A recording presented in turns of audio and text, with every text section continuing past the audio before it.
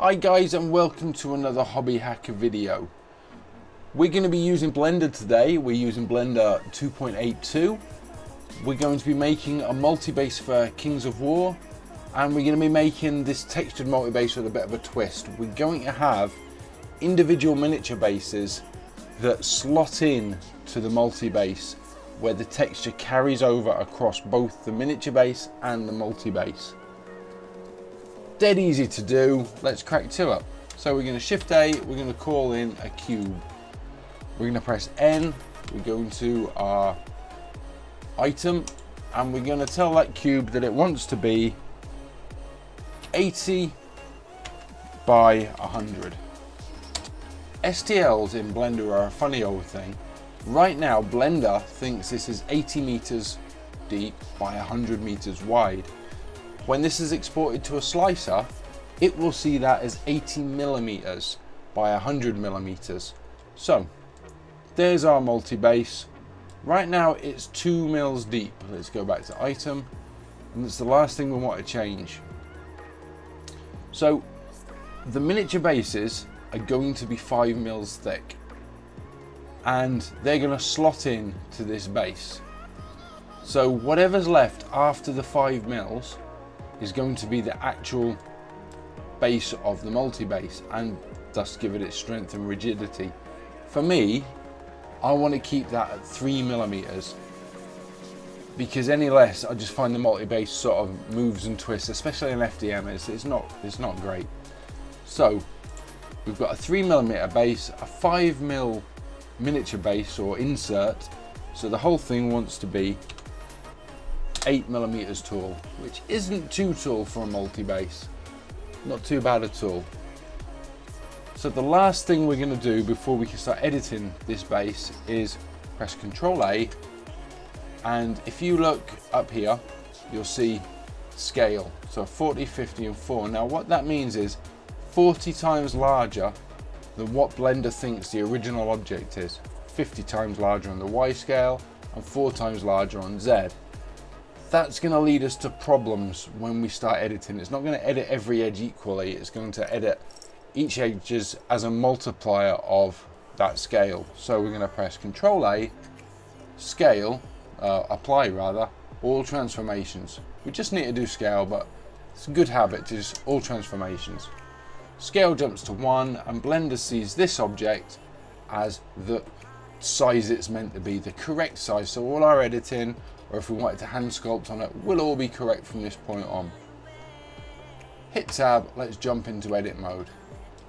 Button 3 on the number pad, nope. Button 3 on the normal, left hand numbers. You got 1 is vertex, 2 is edge select, 3 is face select. So we'll go to face select, we'll select our top face, and the first thing we need to decide is, are we going to have straight edges or beveled edges on this multi-base? So if we're having straight edges, you'll press I to inset, draw a little frame, that looks nice to me, and extrude that frame down. If you click down on the left, you can pull up this thing by, not bad, by -5. That will extrude it down by exactly 5 millimeters. And there we have the startings of our multi-base tray. Now let's undo all that. If you wanted to have beveled edges, which is my personal choice, I like the look, then before you inset that face, you press S to scale it. And we're going to just make it a little bit smaller, so we have a nice little bevel on all those edges. Then we'll press I, pull in to make that frame,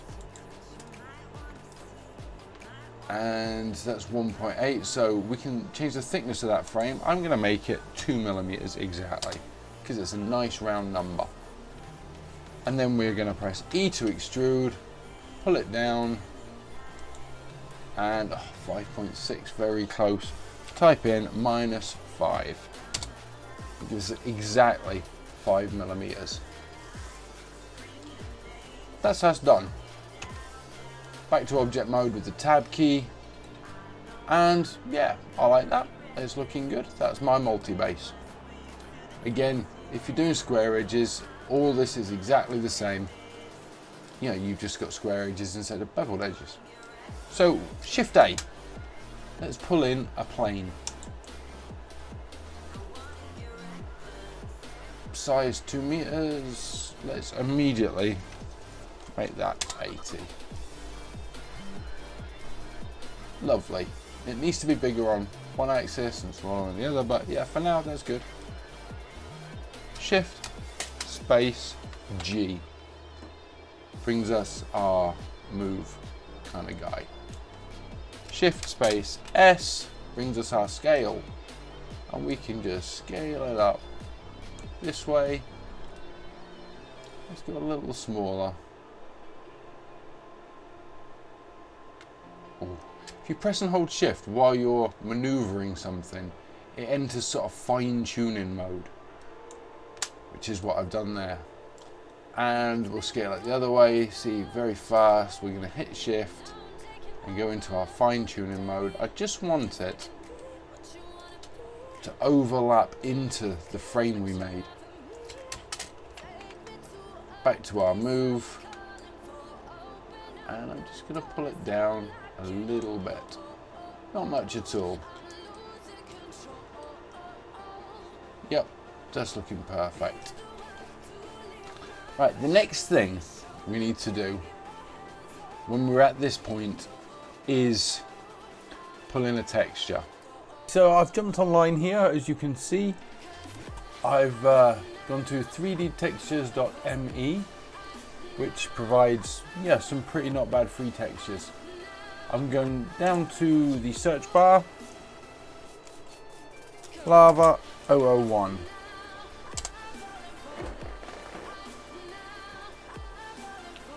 Click on Lava 001, and here's our texture. Marvelous. And we scroll down a little bit. This tells us it's a 2K texture with diffuse, normal, displacement, specularity, and ambient occlusion. Download all maps. This calls you up to a Mio cloud. You simply click the download button. It tells you what you want to do with it all. You'll click save. Everybody's happy. Now I've already got them, so I'm not going to hit my save button. And let's jump straight back into Blender. We're going to click on this sort of checkerboard right down at the bottom. This is our textures, and we're going to create a new texture. We're going to click on open. We're going to go to wherever we downloaded Lava 001 to, and we're going to look at the textures that we've just downloaded. So we've got the color. This would be used for doing a color render. Displacement, normal, ambient occlusion, and specular. And all these maps have different jobs for photorealistic renders and whatever, but because we're doing real geometry, they all sort of don't do much for us. But we're going to hack them to make them work anyway. So we're going to open this specular. And there it is in our texture browser. We're going to make a new texture. And with that new texture, we're going to open the full color one. So that's texture 0 and texture 1. Beautiful. So with our plane selected, we're going to come up, we're going to hit the spanner, and we're going to apply the displace modifier. We're going to select the first texture. We're going to tell it it needs to apply in the Z direction, so it only moves up and down with its displacement, and we're going to tell it to apply it to the UV coordinates of this plane. You don't need to worry about it or think about it, because the UVs are automatically generated when you create that plane in the first place. And lastly, we're going to go up here. Oh no, we've already done that bit, ignore me. And absolutely nothing's happened, nothing at all. But that's cool, because we're going to jump into edit mode. We're going to take our plane, we're going to right click, hit subdivide, and where it says number of cuts, we're going to hit 100. Now straight up, we can see there's 10,404 vertices. Nowhere near enough. So we're going to right click, we're going to go subdivide again, 41,000, subdivide again, 164,000, and again, and we're looking to get it somewhere near the million, so we're about just over 500,000. So we're going to do one more time. Now, every time it does this, yeah, it times it by 4, so we're going to get better part of 2 million polys here. But again, that's alright, I can live with that. I know my rig runs that. Maybe you'd want to stop a little lower, it's entirely up to you. Yeah, 2.5 million polys, crackers. We can reduce the poly count later, but for now that's more than acceptable. And wow, boom, our texture has applied. Right. Now this should be dipping inwards. Right now it's pointing upwards. These are the rocks, they should be sticking up and right. The reason for this, let's get rid of this little window. Press N to get rid of this little window. You wouldn't believe how many months and months and months of working with Blender with that there and not knowing how to get rid of it. N key, marvelous. So we have a strength here. Now this dictates how strongly that texture is applied. So the more I roll it, the higher and higher and higher those come. And conversely, the more I go in the opposite direction, the less and less it becomes. And if I go completely in the opposite direction, which is, it was at strength 1 before, you can see those middles start growing up and becoming just exactly not what we want. So we're gonna go for, oh dear, I'd say about minus 1.5. Let's have a look at that.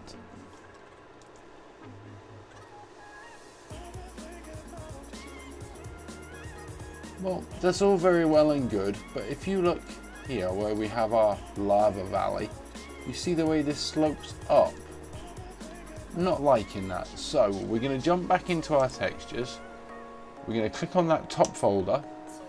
We're going to have a look at, let's have a look at the displacement map. Let's see what that looks like in place.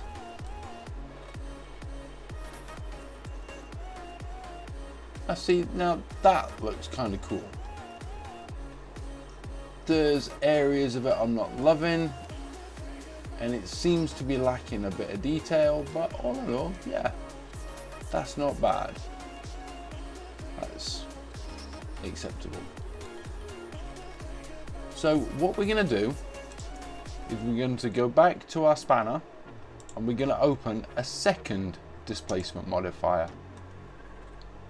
We're going to select it to Z only. We're going to select it to UV, and we're going to select the second texture. Now this is the color image that's designed to give our image a painted look, but because we're applying it through a displacement modifier, it's going to ignore all that and just use that color information to give us detail. And yeah, that's just looking ridiculous. I'm loving it. Now we're going to knock that down to, let's try minus 0.5.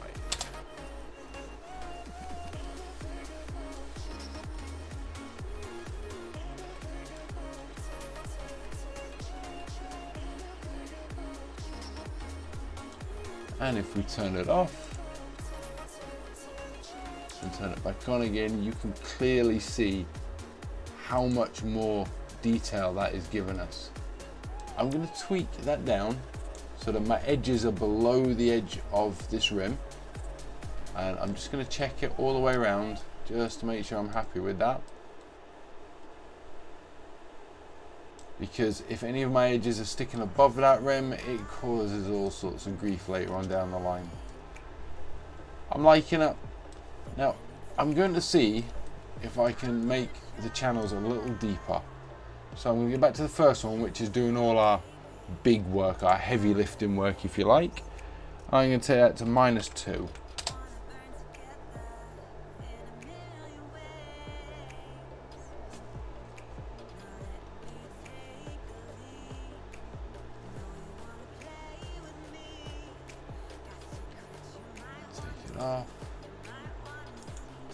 and again, you can see it's doing a lot.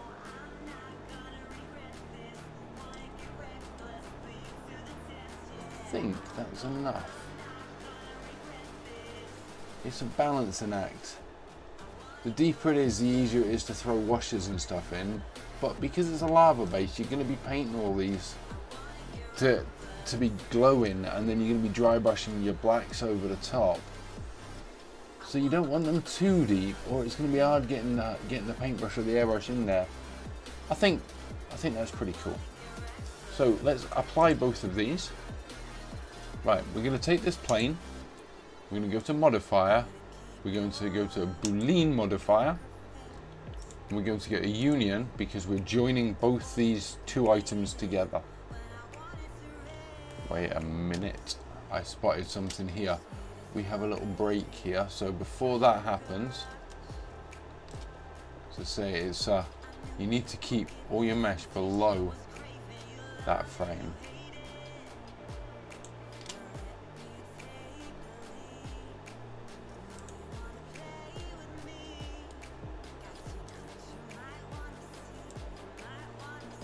That's better.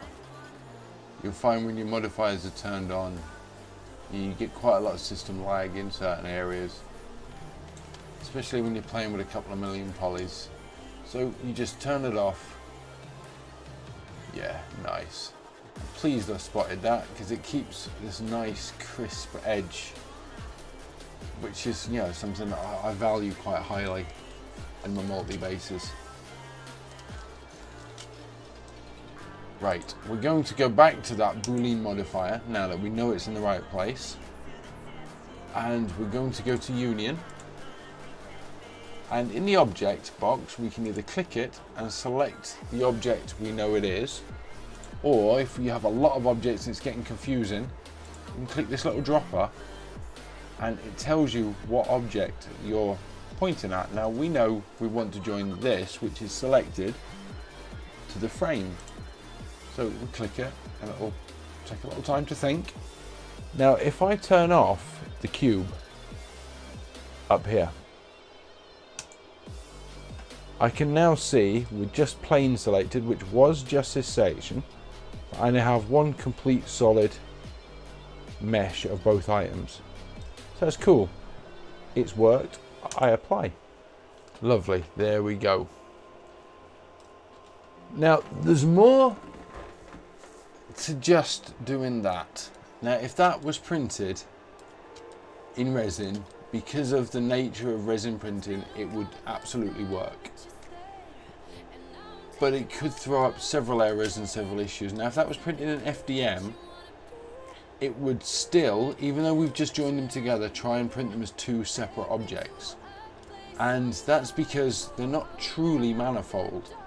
So what I'm going to do, I'm going to run a weld modifier on there to weld all the vertices on the edges. Just quickly apply that. But there is a good chance that it's still not going to be properly one object. Now, the easiest and by far best way of doing that is to remesh it. And that just makes it one single solid object. So we're going to click this little triangle, we're going to go to remesh, and we're going to have it selected on voxel remesh. 0.1 should be fine, and there we go. It's reduced the entire sculpt to 2,023,000, and it has softened the detail ever so slightly.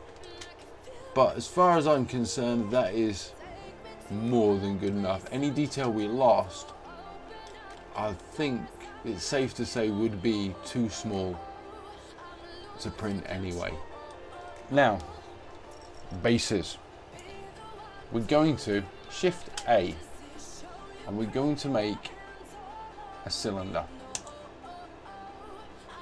And the reason you can't see it is because it's really small and hidden inside our multi-base. But down on the left hand side, this tells us the information about the base. Vertices, that's how many lines are around the outside of. the cylinder. Radius, that's obviously half the width, and depth, that's how tall it is. So we're going to do 30mm round base. So our radius should be 15. Think. And our depth, well, we want it to be 5mm deep, but we want it to be taller than that so that we've got something to grab a hold on and move. You'll see why in due course. So let's make it 15. And now, because it's got bigger, you can see it's popped out the top of our base. And vertices, that's these lines around the outside. I hate them. I know a lot of people aren't bothered. I hate them. 128 verts. Nice and smooth. It's still got lines, you can still see them, but it's a nice smooth round. Right, 1 on your numpad gives you a nice side view. I'm going to zoom right in and I'm going to move this, and when I get close I'm going to hit shift for my fine tuning, and I'm just going to put the base level with the edge of the frame. Now we could get a wireframe and be even more exacting.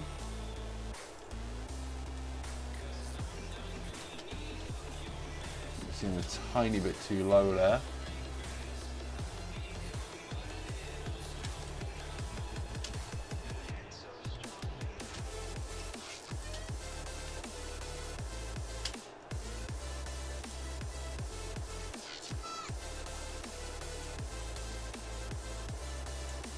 There we go. It's about as perfect as we're ever going to get.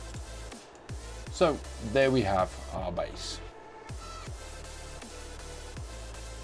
We're going to Control A, all transformations, so that it sees that item as a size it's meant to be. And we are literally going to drag it down a bit. Doesn't matter how far. And in the move dialog box that's popped up, we're going to go onto this Z move, and we're going to do that by -5, which drops it exactly 5mm into our base. 7 on your numpad gives you a top view, and let's put this base where we want it. And let's just say we want it there. It really doesn't matter for the purpose of demonstration. And if you were going to do a square base, it's really exactly the same thing, but we'd call in a cube. We'd make that cube 25mm.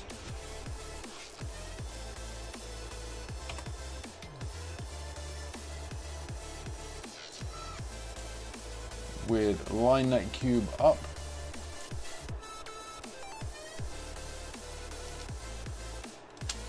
As best we can with the top of the world.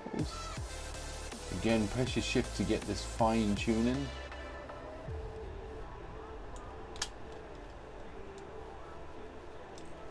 Apply all transformations, pull it down a bit, and -5.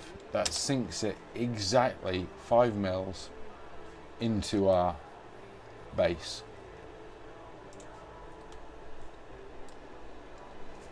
Seven gives me that top view again, and let's put that base where we want it. Yeah, let us shift A.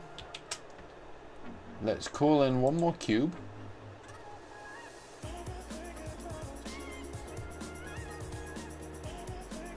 Actually, no, let's not. Let's take this cube, Control C, Control V. And now we've just copied that cube, which means it's at exactly the same height. So it's already buried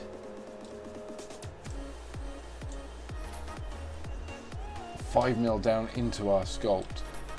Now on this plane, the Y, let's make that 50. Oops. Select our object on the Y plane, let's make that 50. And we now have a cavalry base. So we have a 30mm round a 50 by 25 cavalry base and a 25 by 25 miniature base. So I'm going to click on the bases one at a time, Control C, Control V. I'm going to make an exact copy. Oh, ignore that. Let's go back to shade flat. Sorry, my bad. Control C, Control V. Control C, Control V.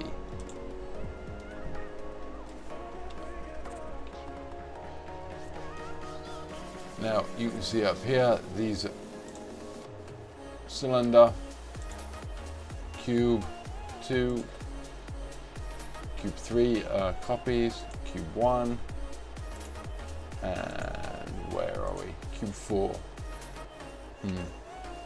So let's start renaming things, shall we? And let's call the original cylinder,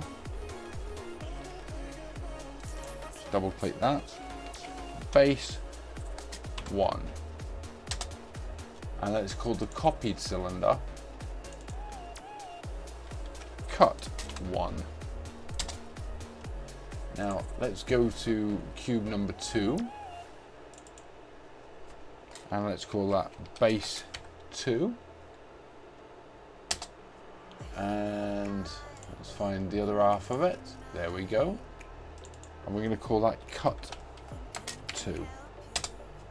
And finally, let's go to our last two, base 3 and cut 3, and paste. Now I know that's a lot of copies and pastes, but just for now accept that we need each of these items copied once over. Now we're going to call the first one multi-base.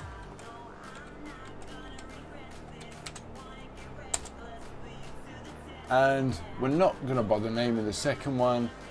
And in case you're wondering, that cube, let's turn everything off. Oops, except collections. Is our original tray before we merge it all together with our texture.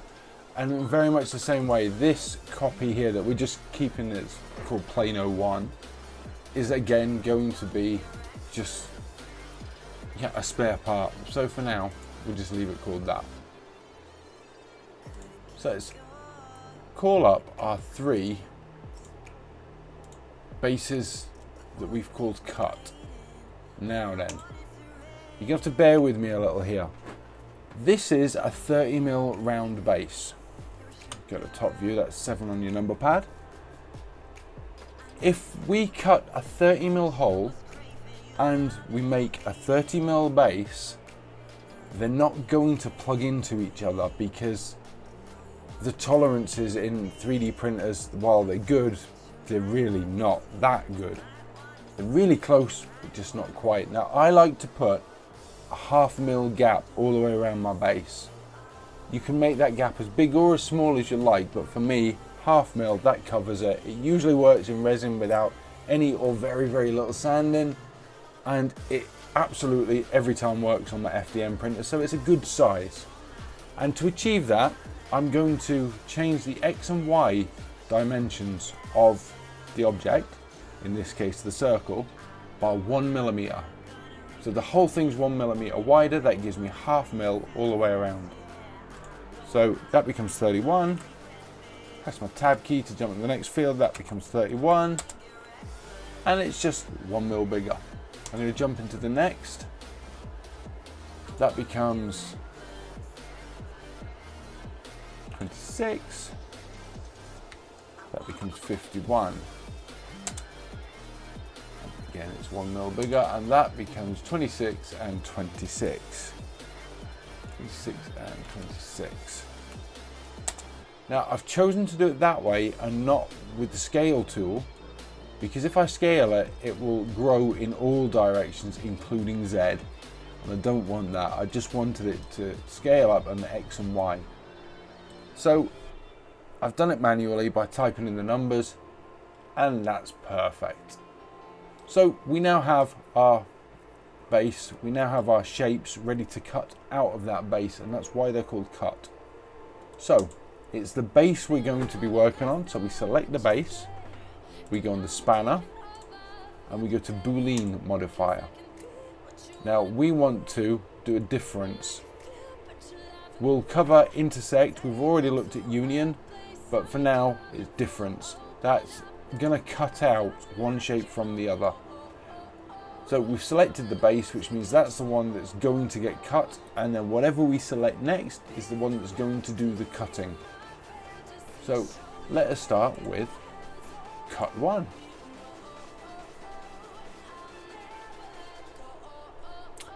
You notice the red box, which means there wasn't enough information to complete the modifier, has now gone black, which tells us the modifier has worked. But we can't see it. Well, it has worked.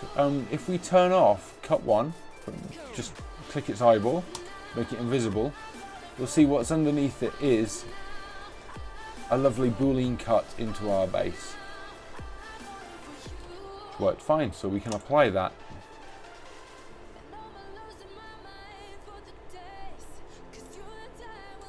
We'll take the modifier again. Again, you know it's red because we've not got enough information yet. Let's do cut 2.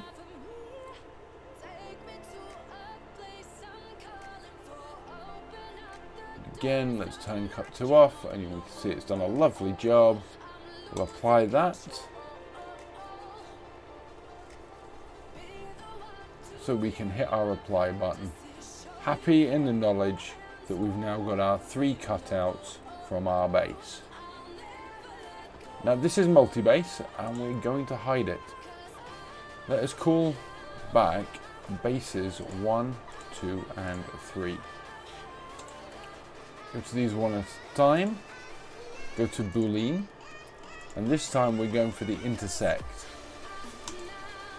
Now, the way intersect works is,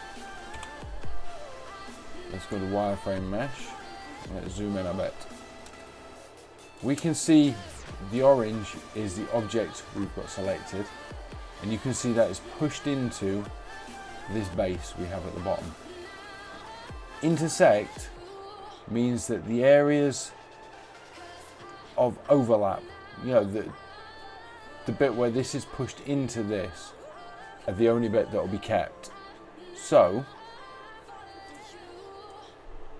if I now select plane 1,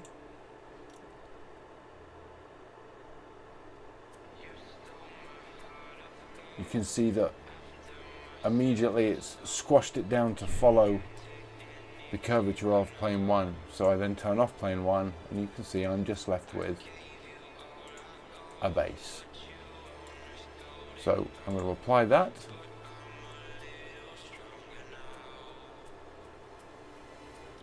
I'm going to do the exact same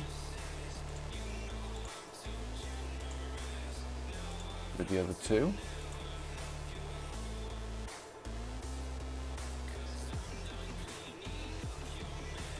I'm going to apply that.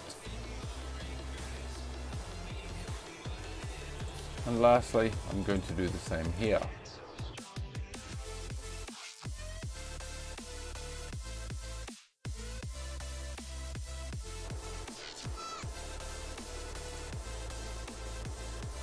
And there we go. I'm going to apply that.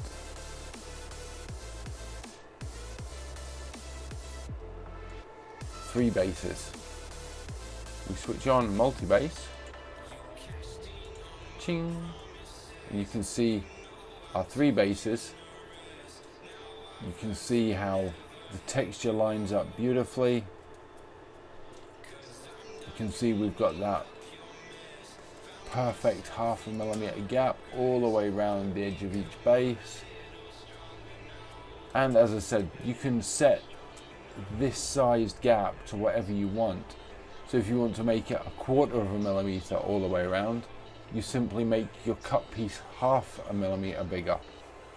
If you want to make it 1/8, then you make your cut piece 1/4 mm bigger than the original base piece. Yeah, it's totally in your hands. how far you want to push that boundary. And we export and print these as completely separate items.